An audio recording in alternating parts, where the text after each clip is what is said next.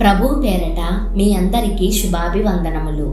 ఈరోజు మన అనుదిన వాక్య ధ్యానమైన ఎడారిలో సెలయేర్లలోని వాక్యము. వారు ఎటూ తోచక ఉండిరి, శ్రమకు తాళలేక వారు యెహోవాకు మొర్రపెట్టిరి. ఆయన వారి ఆపదలలో నుండి వారిని విడిపించెను.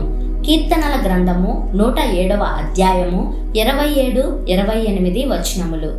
ఎన్ని తాళం చెవులతో ప్రయత్నించినా తలుపు తెరుచుకోకపోతుంటే నిరాశపడకండి. తాళం చెవుల గుత్తిలోని ఆఖరి తాళం సరైన తాళమేమో.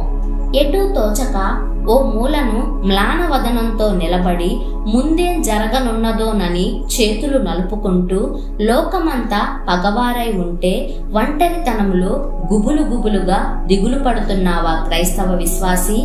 ఎటూ తోచక నువ్వు నిలిచిపోయిన ఆ మూలే దైవశక్తి కనిపించే మహిమా వేదిక. ఎటూ తోచక ఓ మూలను దుర్భరమైన బాధ కాలుస్తుంటే, ఇక సహించలేనంటూ మనస్సు మూలుగుతుంటే నిలబడిపోయావా? ఎడతెరిపి లేని శ్రమ కృంగదీస్తుంటే, కళ్ళు చీకట్లు కమ్మి ఒళ్ళు మొద్దుబారితే, ఎటూ తోచక నువ్వు నిలిచిపోయిన ఆ మూలే క్రీస్తు ప్రేమ ప్రకాశించే మహిమ వేదిక. ఎటూ తోచక ఓ మూలను మొదలుపెట్టిన పని నిరర్థకమైపోతే, పూర్తి కాకుండా ఆగిపోతే, మనసు తనువు భారంతో కృంగిపోతే, పని పూర్తి చేయడానికి శక్తి కరువైతే, చేతుల్లో బలం లేక వణికితే, ఎటూ తోచక నువ్వు నిలిచిపోయిన ఆ మూలే నీ భారాన్ని మోసేవాడు నిలిచి ఉన్నాడు.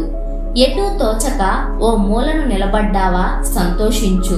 ఆశ్చర్యకరమైన అద్భుతాలు చేసే శక్తి, నిన్నెన్నడూ విడనాడని దైవశక్తి, నీ అడుగుల్ని వెలుగులోకి నిస్సందేహంగా నడిపించే పరమశక్తి ఎదురు చూస్తున్నది నిన్ను ఆదుకోవడానికి.